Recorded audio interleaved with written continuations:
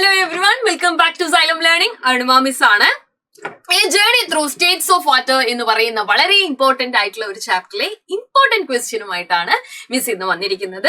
So നമുക്കറിയാം അല്ലെ, വാട്ടറിന്റെ different ആയിട്ടുള്ള പ്രോപ്പർട്ടികളെ കുറിച്ചൊക്കെയാണ് നമ്മൾ ഈ ചാപ്റ്ററിൽ ഡിസ്കസ് ചെയ്യുന്നത്. ഓരോ ചോദ്യവും വളരെ ഇമ്പോർട്ടന്റ് ആയിട്ടുള്ള കാര്യങ്ങളാണ്, നിങ്ങൾ മറന്നു പോവരുത്. യെസ്, ഇടയ്ക്കിടയ്ക്ക് നമ്മൾ ഇങ്ങനെ റിവൈസ് ചെയ്ത് നോക്കുന്നത് വളരെ ഇമ്പോർട്ടന്റ് ആയിട്ടുള്ള കാര്യമാണ്.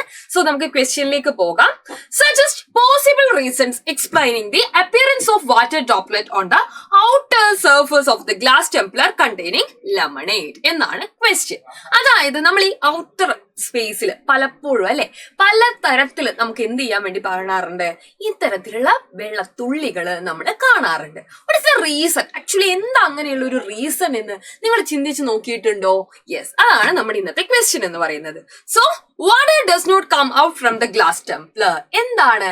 അതായത് ശരിക്കും നമ്മൾ വിചാരിക്കും അല്ലെ, ഈ വെള്ളം എങ്ങനെ പുറത്ത് എങ്ങനെയോ ആയി പോയതാണെന്നൊക്കെ നമ്മൾ ചിന്തിക്കാറുണ്ട്. But that is not the exact reason. Water in the air deposits on the outer surface of the glass tumbler. This is due to condensation അല്ലെ. അതായത് അറ്റ്മോസ്ഫിയറിക് എയറിനകത്തുള്ള വാട്ടർ ആണ് സത്യത്തിൽ നമ്മൾ ആ ടംബ്ലറിന്റെ പുറത്ത് കാണുന്നത്.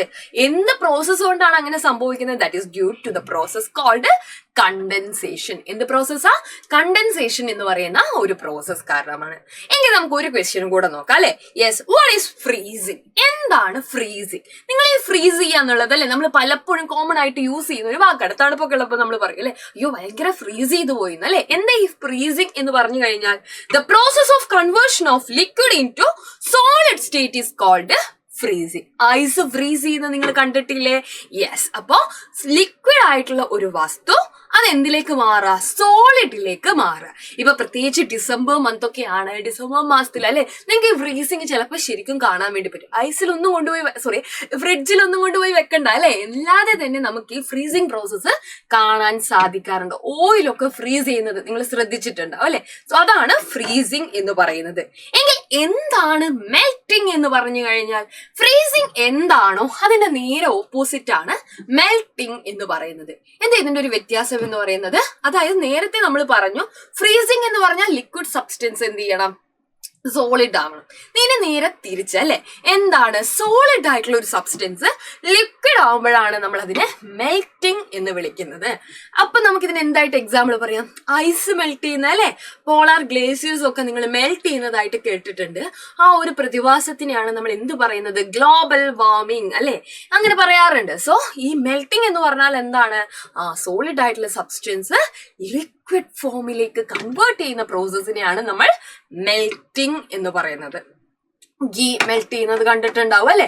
യെസ്, ബട്ടർ മെൽറ്റ് ചെയ്യുന്ന കണ്ടിട്ടുണ്ടാവും. അപ്പൊ ഇതൊക്കെ നമ്മുടെ ഡെയിലി ലൈഫിൽ നടക്കുന്ന മെൽറ്റിംഗ് പ്രോസസ്സുകളാണ്. യെസ്, അപ്പൊ മെൽറ്റിംഗ് എപ്പോഴാണ് സാധാരണ സംഭവിക്കാറ്? ടെമ്പറേച്ചർ കൂടുമ്പോഴാണ് മെൽറ്റിംഗ് സംഭവിക്കാറ്. ഫ്രീസിങ്ങോ? ടെമ്പറേച്ചർ കുറയുമ്പോഴാണ് ഫ്രീസിങ് സംഭവിക്കാറ്. ഇത്തരം വളരെ സിമ്പിൾ ആയിട്ടുള്ള കാര്യങ്ങളാണ്, പക്ഷെ ഇടയ്ക്കൊക്കെ നമുക്കല്ലേ കൺഫ്യൂസ്ഡ് ആവാൻ സാധ്യതയുള്ള ഒരു ഏരിയ ആണ്. അപ്പൊ എല്ലാവരും ഓർത്തു വെക്കുമല്ലോ, ആരും തെറ്റിക്കരുത്. സോ വളരെ ഇമ്പോർട്ടന്റ് ആയിട്ടുള്ള മറ്റൊരു ടോപ്പിക്കുമായിട്ട് നമുക്ക് വീണ്ടും കാണാം. Until then, bye, see you.